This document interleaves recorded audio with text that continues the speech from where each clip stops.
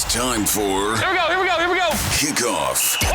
With Boomer Esiason and Mike Valenti. Presented nationally by Casamigos Tequila. Casamigos, brought to you by those who drink it. And Lowe's. Lowe's knows home improvement.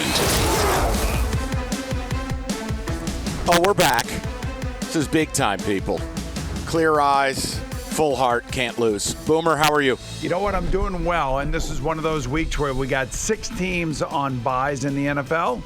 Some of the better teams in the league are not playing this weekend, so we got a lot to get into, a lot of things to discuss, a lot of interesting games. I wouldn't say totally exciting games, other than the Dolphins and the Eagles and maybe the Chiefs and the Chargers. But I got to say, Lions, Ravens. I'm not going to allow the slander. Yeah, but not exciting. It's Baltimore plays ugly football games, Mike. You know that. Okay, I'm a Giants fan. Any functional football is exciting to me. Any form of organization, I'm excited. Let's do this. I want to briefly mention Thursday night's game, because I want to go back to something you've said for a while, and I think you nailed it from the beginning. But the Saints are largely terrible, and I think a lot of this falls on Derek Carr. I hated the performance against Houston last week. I watched a lot of that game in the fourth quarter. Last night, it's just it feels like more to blame game stuff. Derek, here's an idea. How about you do your job? We paid you well to do it. You have weapons. What is... If I'm wrong about Derek Carr, Boomer, then what am I missing with this Saints offense? It makes no sense. It's not that you're wrong about Derek Carr. Now, they were 3 of 18 on third down. That's usually the quarterback's down. But he did get them to a position where they should have tied the game, and Foster Moreau, unfortunately, drops the football, and then the whole thing just drops out and they lose the game. But here's the reason why Josh McDaniels didn't want him. That he has a hard time finishing games. Before he got hurt, when he was a real young player, man, I'll tell you what, he caught the league by fire, and he got the first big contract that surprised everybody. And he was a guy that was a bomb thrower. He'd throw the ball down the field. He was, was he the second coming of, the great quarterbacks in Raiders history, and all the guys that would throw the ball down the field, because that's what of course, what's his name, Al Davis wanted. He is a good player. He's a good, solid player. You can count on him to be there every day, working hard, saying the right things, a good face of the franchise. But there's something missing about finishing football games that is tied to him now over the last 4 or 5 years. And this is one of those games last night, although I will say, like I said, it was Foster Moreau who dropped the ball. But I can tell that there is an internal frustration right now with that offense. This is a top 5 defense, regardless of what you saw last night. But if the offense would actually grow with them, this still, in my eyes, is the best team in the NFC South.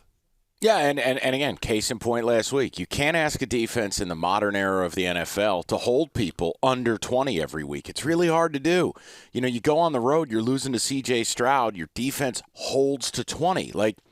It's just not good enough. Last night, you end up in a little bit of a hole because the offense isn't doing anything. Your defense is constantly on the field. It's something you were all about. You told me he would never work in New York. I agreed with you. I thought New Orleans would be a sleepier spot for him. Maybe he'd get it going again. I don't like what I see so far. Well, there's a long way to go for them. Just remember, there's a long way to go for them. And I still think they're going to win the NFC South. But what you're seeing is a maturation process between he and the rest of his players in his offensive huddle. He finally got Kamara back, and all of a sudden they're using him more. So, hey, look, they should have scored 31 points last night at least.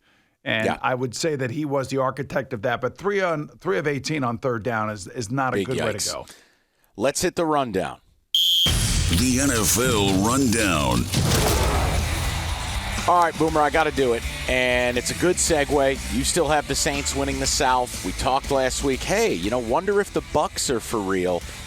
Boy, they played like the creamsicle uniforms. The Lions absolutely rolled in and ragdoll that team. I want to get your take on the Lions. Huge showdown against the Ravens, but going on the road, playing a team that's off a bye, playing a team that's at 3-1, and they walked in and they hit the Bucs with a garbage can. Destroyed them at every phase of the game. It was really an impressive performance. I want to know where you're at with the Lions, more than just winning the North. Schedule-wise, yes, they only have 3 games that they will not be favored in the rest of the way per the Mikey Research Institute. Excuse me. The Eagles and Niners have gauntlets coming up. Are you willing to dream Lions competing for the first seed? Yeah, 100%. And this is one of their tough games on the road at Baltimore. And when you think about the Lions, they haven't been 6-1 or better through 7 games since 1956.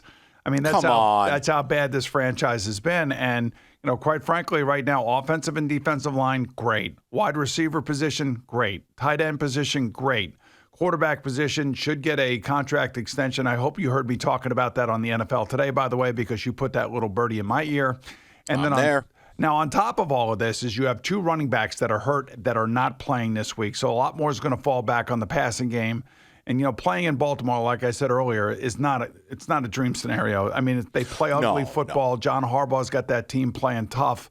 Lamar is Lamar. So Lamar and this new offense doesn't mean anything because he's still the athlete that he's always been and will still rely on running and breaking the pocket like he should. I mean, that's who he is as a player, and you should take advantage of all of that. This will be a tough game for the Lions. If they can win this one, to me, then that tells me that they have probably the inside road to the number 1 seed in the NFC. You nailed it, because this is – I hate saying this. I don't want people to think I'm being a jerk. There are scheduled losses sometimes. Sometimes, it's not who you play, it's when you play them. And when you look at the Lions, banged up, they are a running team first. Their identity is running the football. They're down their top 2 backs with David Montgomery, Jahmyr Gibbs. Here's what's interesting. You're going to Baltimore, a little bit of inclement weather potentially. Goff outside is a thing. Boomer, here's what I'm fascinated to see. Lions are league best 68 yards a game on defense on the ground versus a Ravens team. They're going to sledgehammer you. I'm with you totally. If they hold up and they're able to go on the road and win a game like this, they might just be more than NFC North good. I still think they're a hell of a good team, and they're going to be a great story this year. But this is a game you're not supposed to win. And if they go and do it, I couldn't be more impressed back-to-back on the road at Tampa, on the road at Baltimore. You come out of that 2-0. I think it elevates them to somewhere different. Well, just remember, the running part of the Baltimore Ravens, a big part of that is the broken plays by Lamar Jackson. So I'm sure that Dan Campbell is sitting there telling his defense, look, guys, we just can't let this guy beat us on the ground. We want him to beat us through the air if he can. They are getting healthier now on the Baltimore side of things, on the offensive side of things. So Lamar is being the pain in the neck that he has always been to opposing defenses. So to me, that's going to be, at the end of the day, if that number by Lamar is 30 or less, the Lions will win this game. I want to do a little bit of Eagles-Jets, talk about both teams different ways. Start with the Jets, though. Let's start with the good. That's the biggest Jets win since. Oh, God. I know. I would say that was big, boy. That was huge. It was a huge win for them regular season win. They've had a couple of those last year. You remember they actually got out to a decent start last year and then collapsed at the end of the season. But this win, because it was an undefeated Eagles team coming in with Jalen Hurts, I have to say their defense has played great. They've had one bad game, and that was the game against the Cowboys where Sauce Gardner, man, he almost had a pick six. If he has that pick six, maybe that game's a little bit different. But their defense has kept them in the game in every one of their games. And even Rob Saleh said it, even though he came back and apologized for the way he said it. They've embarrassed some of the best quarterbacks in the league, Patrick Mahomes, Josh Allen, Jalen Hurts. I mean, and those, they forced them to 8 interceptions and three touchdown passes. And that's one of the reasons why this team is able to win with Zach Wilson as a quarterback, especially when he doesn't turn the ball over, which was the case last week. And Jalen Hurts, of course, had 3 interceptions. So here's my thing, and I'm in a weird spot with Zach Wilson because I feel like we're starting to establish a floor, if that makes sense. Like, okay, I can go into the game and I know now Zach can give me X, whereas before I said Zach Wilson gives you nothing. Zach will openly hurt you. My question is, can that defense keep them afloat long enough to be in this thing in December? And I don't know what to do with this Aaron Rodgers I'm going to play again this year, and he's walking around in shoes already. Can the defense really hold this together? Yeah, they can. They can run the ball, too, with Breece Hall and Dalvin Cook. And Breece is certainly back from his knee injury, and he looks great. I mean, he looks like awesome. He's got explosive His explosiveness is back. His speed is back. And you could see that even from game one of the Buffalo Bills where he got caught from behind. But then against the Broncos, he took off and nobody could catch him. I will tell you that Zach Wilson is improving. He's improved significantly from where he was last year at this time. He still does make some mistakes. And I don't necessarily know that any of us have the confidence that if Nick Sirianni would have done the right thing at the end of the game, south of 2 minutes, we'll get to that. If he would have done the right thing, did anybody have confidence that Zach Wilson was going to lead his team back and put them in field goal range in order to win the game? I don't think anybody has that confidence here in New York. So not yet. A little bit of a break for Zach Wilson last week that Jalen Hurts made the just incredible error at the end of the game. So let's talk about Hurts. You're leading me right to where I want to go. We've been all over this as a show that the Eagles, people were underestimating the impact of losing both coordinators and having to replace several starters on defense with kids. But the Jalen Hurts component here, I have not felt like he's been right all year. That there, clearly, whether it's the coordinator change, whether it's the pieces, whether it's the running game being in flux, look, when they're able to run for 200 yards, I'd hope he could be good. What are you seeing with Jalen, though, and this Eagles offense? What is missing? All right, Shane Steichen is missing, and Shane Steichen's in Indianapolis, and he got off to a pretty good start with Anthony Richardson kind of running the same offense that he had for Jalen. And the interesting thing is when I lost my offensive coordinator, Bruce Coslett, in the kind of like after my 7th year, I think, in Cincinnati, my game dipped. I mean, that guy knew me. He knew the plays that I did well. He knew how to coach me. He knew how to talk to me through film and get me ready for the opponent that we were getting ready to play. And I could almost predict the plays that he was going to call just by the personnel groupings that he was sending in. And I think that was a very special relationship between Shane Steichen and Jalen Hurts. And look, I appreciate Jalen Hurts from where he came from to where he is today and the money that he so deserved. And I think the Eagles did the right thing because they do have their quarterback for the next 7 years or so. But think about this. They're off just a little bit, and Nick Sirianni should have known that his quarterback was not in the midst of a great game last week against the Jets. You're south of the 2-minute warning. The Jets have no timeouts. I want to intro this for the people. Boomer, just please, you deserve this. This is so exciting for me. Normally, I'm the one who brings up coaching malpractice each week, and hell, I'll even text Boomer on a Sunday. Yes. I am so proud that unsolicited, our mind meld happened, and Boomer hits me before I even need to put it on the show sheet. I give you your Boomer's debut with coaching malpractice. Well, here we go. I'm a big guy when it comes to situational football. So whether it be Tyrod Taylor screwing up at the end of the first half this past week, or whether it be Zach Wilson screwing up at the end of the first half the week before in Denver, I hate all that stuff, and I put a lot of it on the coaches.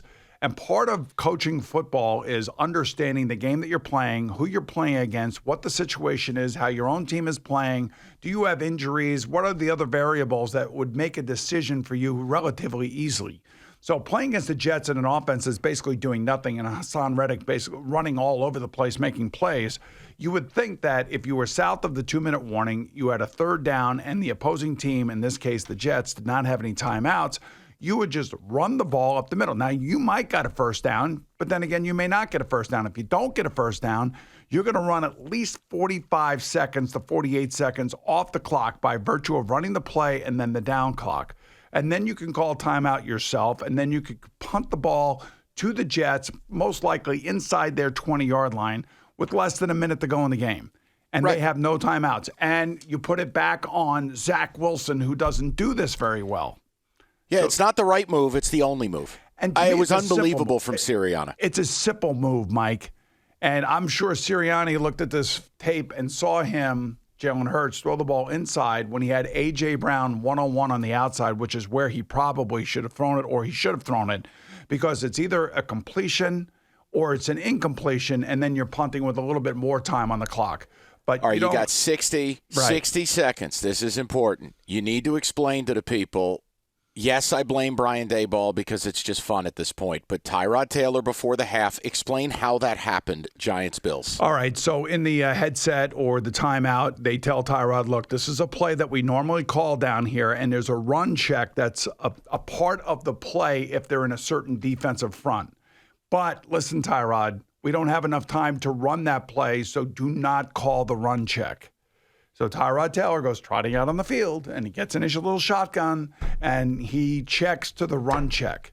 And this is what gives coaches aneurysms, because they told him before he went out there, do not call the run play. You have to throw the ball.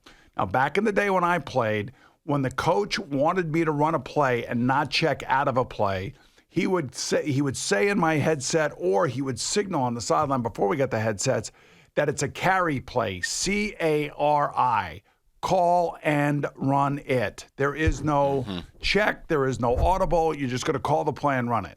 And Tyrod got that message because after the game was over, we all saw Brian Daboll just absolutely steaming off the field at halftime. And then they asked Brian what had happened. They told Tyrod that, look, don't call the run check here. You got to throw it. And Tyrod did take ownership of it. So why Tyrod did that is beyond me.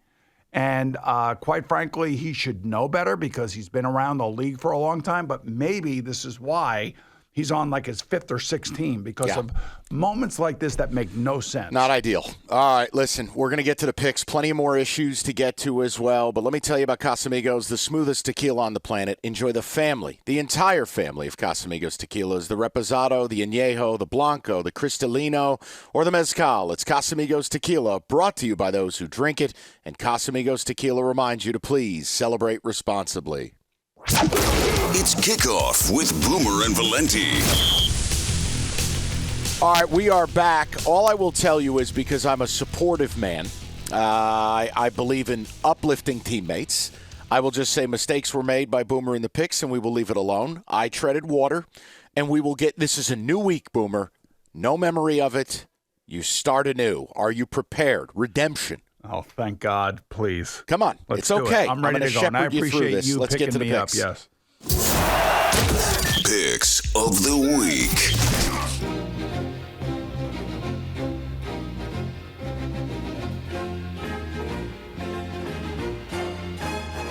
All right, we're going with just music. A little a cappella this week. All right, here we go.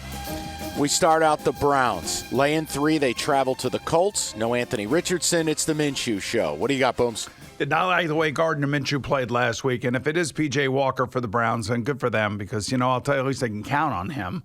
I don't think they can count on Deshaun Watson. He's dealing with that rotator cuff issue in his throwing shoulder. He's not comfortable. So I would think that it's going to be P.J. Walker. I do like the Browns defense. Everybody loves the Browns defense. So I will lay the 3 points, and I will take the Browns on the road.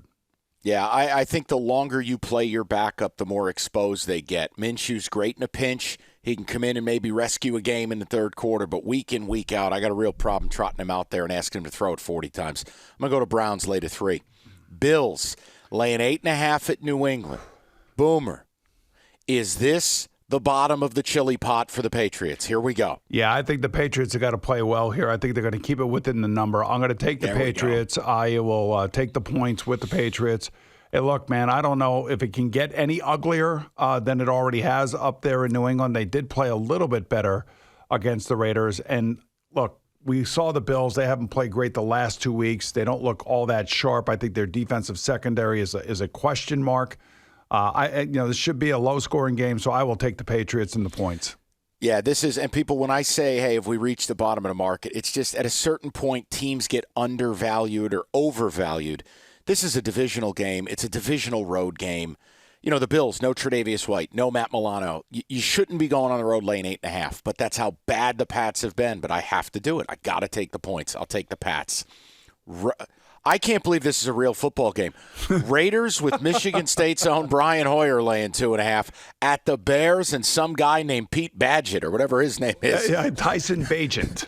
Come on, he's got a family now, and I'm sure they're going to listen to this show. So he's from West Virginia, went to Shepherd University, played 53 games in college, Mike. And the last 2 years he was in college, he threw for almost 10,000 yards and 96 touchdowns.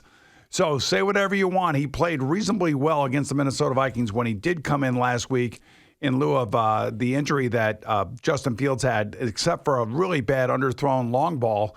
He might have led them to victory, believe it or not. And by the way, the last time 2 quarterbacks who were undrafted free agents squared off together in a game was Week 14, 2018.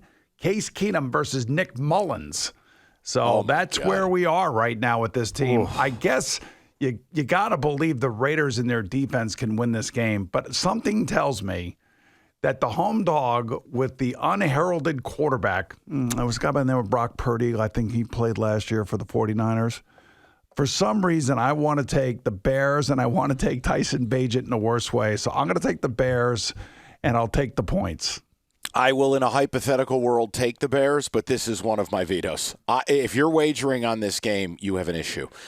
Commanders laying 3, traveling to the Giants. God help us all. It looks so the Giants lost another lineman in practice this week, Shane Lemieux. 7 of the 9 offensive linemen who are on this roster to start the season are hurt. 7. And who are they playing, and what is their strength?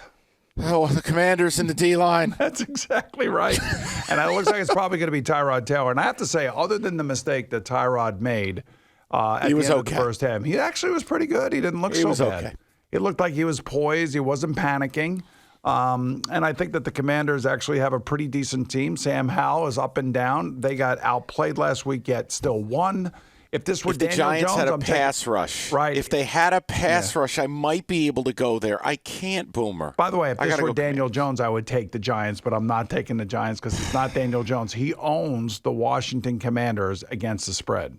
You know, Daniel Jones, he's not the only one with neck pain. You know who's got neck pain? Any Giants fan from having to look at this mess. Commanders lay to 3. You got it. Tampa, -2.5, hosting the former favorite team of this show, the Atlanta Falcons. And what does Desmond Ridder not do on the road? Play football well. And win.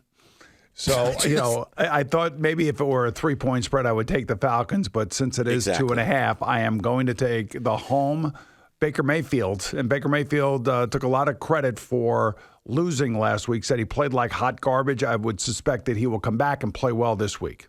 It's a bounce-back spot. Here's the other thing. As much as I love Arthur Smith, and we've talked about it probably ad nauseum, they're not averaging 20 points a game. I've said it for weeks. You got to sit Ridder down. He's killing your team. Last week, they had 4 shots. Washington begged you to win that game, and Ridder went, no, thank you. Please take this football. You can't. This kid is terrible. Tampa Bay laid at 2.5. Ravens, this is now a full field goal. Hosting the Lions. And this is going to be a field goal game too. You know that, right? This could be one of those tight games. I don't know if I agree with you. All right, go ahead. Who are you taking? I'm taking the Lions. You know, I'm staying with the Lions. I think they're going to get to 6-1. And wow. You know, and the reason I know they don't have their running game with them, but there's something about Dan Campbell. I think they had something really special going on up there this year. And this is one of those games that's like you said last week. It's a prove-it game for the Lions, and I think their defense is up to the task. I think they'll have something special for Lamar Jackson. Tight game, though. Very, very tight game. Comes down to a final field goal. And understand, listen, I want the Lions to win. I do radio in Detroit. I'm happy for these fans, even though I'm a Giants fan. Boomer, I think you know this, obviously, better than anybody. You don't just waltz in week over week over week and beat teams by double digits in this league. There's just comes a point where the train comes to a full stop. Like, the Lions are still going to be good. This is a scheduled loss. It's going to be Goff, outdoors, wind. And if they win this game, I got to say Lions and Super Bowl in the same sentence, and I don't know if my brain's capable. I'm going to take the Ravens. I can't wait until next week. Hey, I want you to be right. Make no mistake, but I'm going to take the Ravens and lay to 3. All right. All right, Seattle laying 7.5 against Arizona. Teams know each other. They're in the same division. Arizona, plays tough for about a half, keeps the game close. Gannon's doing a pretty good job. I gave him a B in terms of his coaching and keeping this team engaged. There's always going to be a mistake, though, however, on this offense. I hate laying the points. This is probably going to be my veto, Brian. So if I had to bet the game, I'm going to bet a bounce-back game by Seattle, and I would take them laying a touchdown and a half. I'm with you here. Yes. And I think the book is they're begging you to take the Cardinals. I had the Rams last week for this reason. Arizona, I think you said it best, Boomer. It's like weird stuff just happens to them in the second half. And it does. And you feel like the downward hill is here. Seattle, come home, get right, bounce back. DK, make them happy. DK was about to kill somebody last week. I'll go Seattle lay the 7.5. The one thing interesting about the Cardinals quickly is that, Kyler Murray is back to practice now. And it'd be interesting What a blessing. To see it was interesting to see if they play him, because this is one of those teams where Josh Dobbs is going to be in the NFL for the next 10 years. All right, he's proven that he can play. It's just that he's not a starting quarterback, and that's why weird things happen in games when guys who are backups end up playing a lot, like you said earlier. So it's going to be really interesting to see what the Cardinals do with Kyler Murray, because I'm sure they have one eye on this very talented draft class coming out of college. Yeah, and I've got a question for you later on that, actually, so great segue. Rams laying 3, hosting the Steelers, even though there will be more Steeler fans at SoFi than Ram fans. Yeah, it's amazing. Aren't the Rams have been really interesting. Fun team to watch, man. And with Cooper Kupp back, I think they are better than any of us thought they were going to be. I don't believe in the Steelers' offense. I just don't. I believe in Matthew Stafford over Kenny Pickett. The question is Matthew Stafford going to make it through this game with T.J. Watt hanging all over him? And no Kyron Williams. And no who's Kyron been a revelation Williams. for them. That's right. I'm going to take the Steelers and the points on the road here. I'm probably going to do the same thing. I don't love it. This is not a game I would personally bet. I think the number's right where it needs to be. Tepid. This is probably my most tepid selection. I'll go Steelers. This is a game if you don't let friends bet this game. Right. Okay? Yeah. Packers laying 1 at the Broncos. Yeah, I'm going to do not allow a friend to bet this game. Right. I don't. This is another veto for me. This is veto number 2. I would take the Packers, however, just because there's something amiss in Denver, and it's interpersonal relationships, it's weirdness. There's a lot of crazy stuff going on there. They tend to play one half of football, and it's usually the first half, and then the second half they get run out of the building. Man, those fans are very upset out there in Denver. You know that, right? Boomer, I was reading, I nerded out a little bit, but I was reading a Denver newspaper. They had over 4,000 no-shows at their last home game. That's unheard of for Denver. Unheard of. And you could feel the agita in the stadium when you're playing and you're wearing the home jersey. Big time. This is my veto as well, and I would hypothetically go with the Packers, even though that makes me sick. But that's a veto. All right, Chiefs laying 5.5, hosting the Chargers. Well, I know one thing. 5.5 is a lot of points for the Chiefs to be laying. So I'm going to take the Chargers in this game. I think the Chargers are the more desperate team. I do think that the offense for the Chiefs has not been great. It's really been about their defense, who's played exceptionally well. I can't believe that I'm taking Brandon Staley. I don't think they'll win the game, but I think they'll keep it within the number. So I'm going to take the road Chargers with the number. All right, so there's 2 notes for me. You hit on one of them. When you're betting the Chiefs now, you are betting a top 5 defense. That's not hyperbole. I mean, by DVOA, by the analytics, and frankly, by just watching the games, you're betting an elite defense. Now, when I looked at this, Boomer, normally I'd go, that number, I got to take the divisional dog, etc. I don't know that I can, because I think that number's pricing in Herbert is banged up more than just the hand. He doesn't look right. I cannot stand Brandon Staley. I think it's some of the most low-rent coaching in the entire league. I'm going to go like reverse of the reverse psychology. I'm actually going to go Chiefs here. I know that goes against everything I normally do. Boomer, the Chargers are not right. And look, the Chiefs are going to move it. Are they going to continue to be this bad in the red zone? I'm betting no.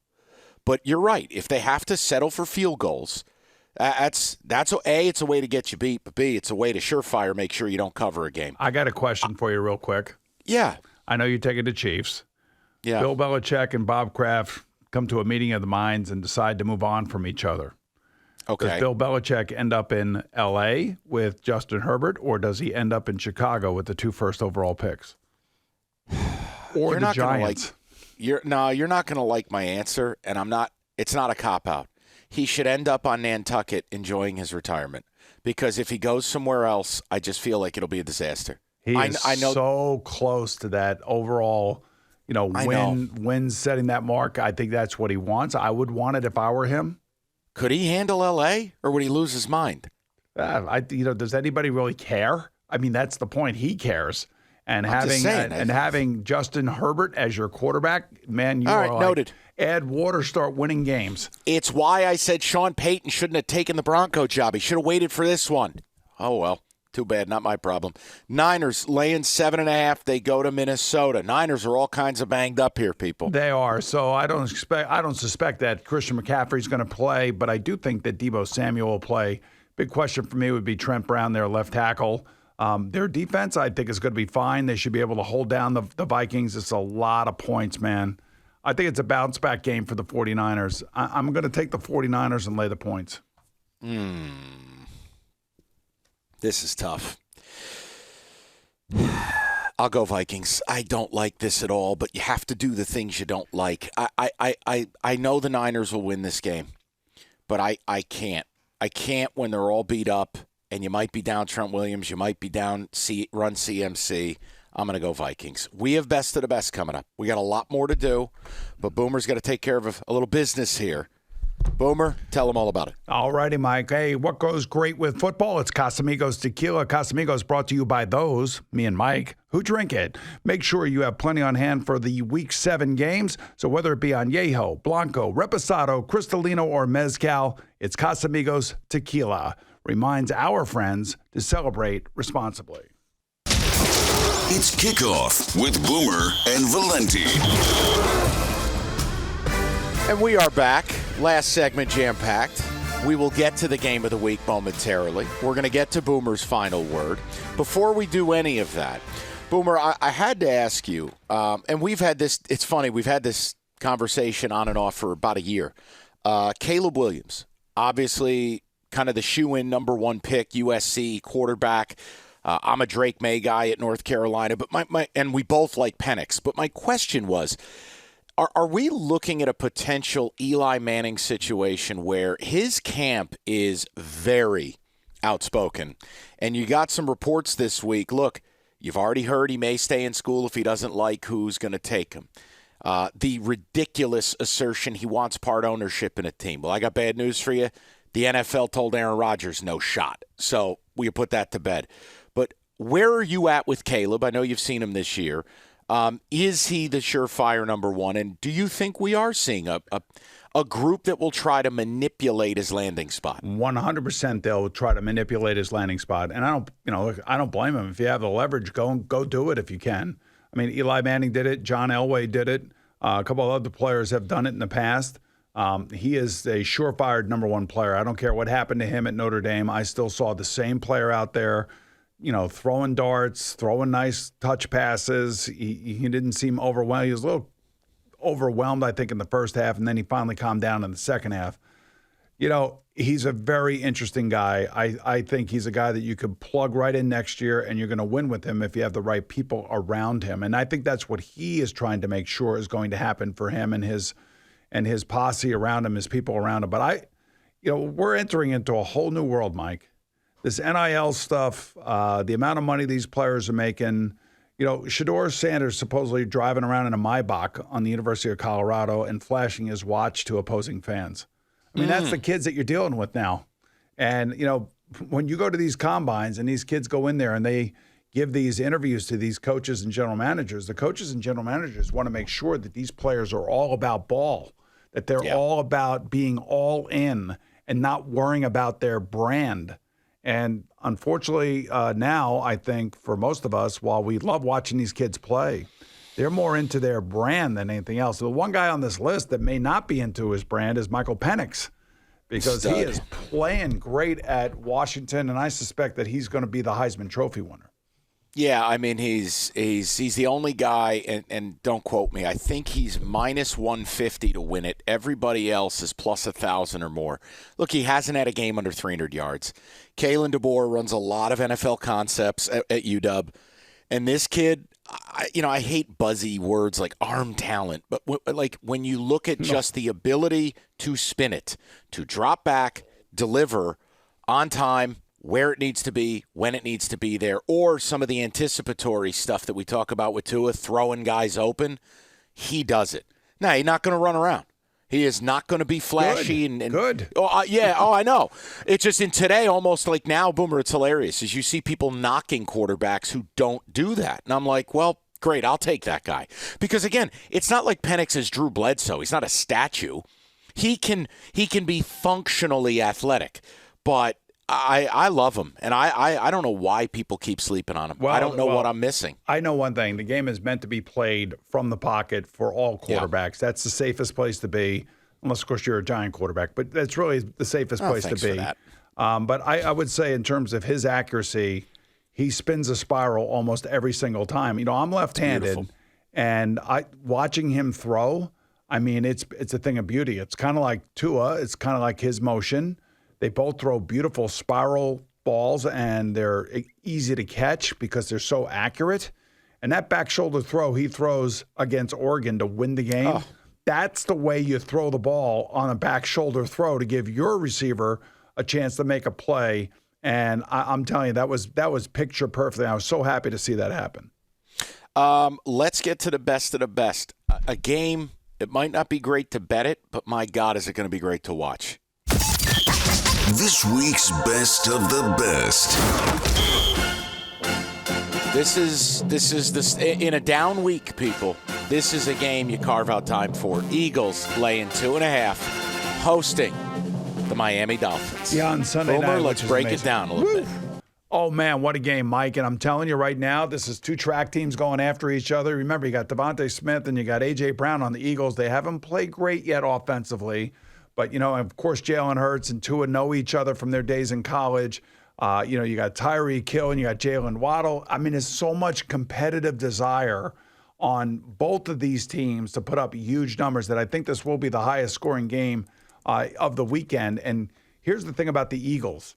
The Eagles now, 8 of their next, 10 games, I guess, are going to be against teams that have a 500 record or better. And 6 of those games, as I read off of my stat sheet, are against 6 teams that are the odds-on favorites to go to the Super Bowl, if you know what I mean, in order. Yeah, so the absolutely. Eagles' schedule is going to really get tough here moving forward. And I also believe that the Dolphins' schedule is going to move into a tougher direction because they have basically beaten nobody. I mean, the teams that they've beat have been all terrible teams. So this No, is I be think a good the test for record, them. by the way, Boomer, I think the teams they have beaten might be 6 or 7 and 23.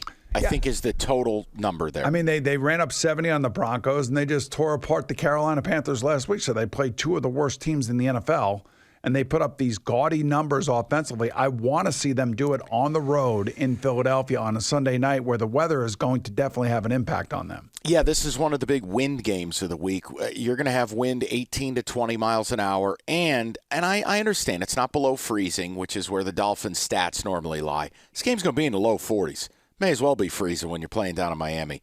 Here's the other part. Like, the only reason I'm not diving all the way in with Philly is I still look at that Philly back 7, including, hey, if Darius Slay doesn't play again this week, the injuries in the secondary, the way Mike McDaniels is scheming it up, and you've got kids out there, that terrifies me. But then I tell myself, you're right, Booms, it's a bounce-back spot for Philly. They're at home. That crowd's going to be electric.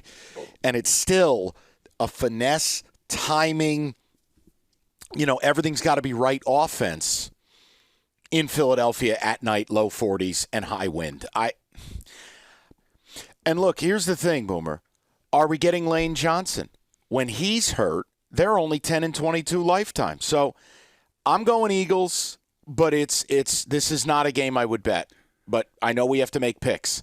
I think it's going to be fabulous. I'm going to go the Eagles here. Yeah, I'll take the Dolphins and I'll take the numbers. But here's the one thing I will say about this, and this is why I caution my pick, is because of Jalen Hurts. He's the difference maker. He's going to be able to run. He'll be able to make that Dolphin pass rush miss, and he will make key third downs, much like Lamar Jackson has been doing this year. So he's the guy that I worry about. But I'm gonna stick with the Dolphins just because of the speed factor and just because it's fun that you went one way, I go the other way, and then we'll have something to talk about come Sunday night. Hey, and much like the Lions, Boomer, I think if the Dolphins go on the road and do this, it elevates their status. I think it's if the Lions go to Baltimore, if the Dolphins go to Philly, they go from being Good, very good to, hey, we need to take these teams seriously as legitimate Super Bowl contenders. I want to go to the final word. Kickoff with Boomer and Valenti, presented nationally by Casamigos Tequila. Casamigos, brought to you by those who drink it. And Lowe's. Lowe's knows home improvement. The final word. All right, so the deeper we go into seasons, with the trade market looming, I wanted to ask Boomer a couple of questions here, and it's going to be simple. I'm going to ask you, what team would have lost this week do you believe goes fire sale mode? And then what coach with a loss this week goes to the unemployment? So let's start with the teams. Who's the closest to having a fire sale? And I know my answer, but I want to hear yours. Yeah, I think the Giants and Broncos are two teams, and the Vikings are two or three teams that are right there at the top of that heap of, like, if we lose these games that we're playing this weekend, this is going to put us in a very, very weird spot, and we got to start thinking about next year and acquiring as many assets as we can going into the 2024 draft. Could you get a fourth-round pick for Saquon? I think so, yeah. I think you get, maybe even a third-round pick if you get two teams that are fighting for each other. I'll tell you right now, Giant fans, don't hate me for saying it because I am a Giant fan. The best thing for this franchise, trade him. They're not winning anything this year. You're not going to sign him long-term. Get the third-round pick and move on. There's one other player that I would love to see get traded to your Lions, and his name is Davante Adams. Oh, my God. Because I don't think he is happy in New England. I mean, in Las Vegas. And, he's chirping, and it's all about him and about his numbers. And I know the Lions probably feel like, man, one more offensive weapon like a Davante Adams would be unbelievable for that team. Yeah, they're trying to bring Jameson Williams, their first-round pick from last year, trying to bring him along slow. He had the gambling suspension. He did catch a touchdown last week. He also dropped another ball.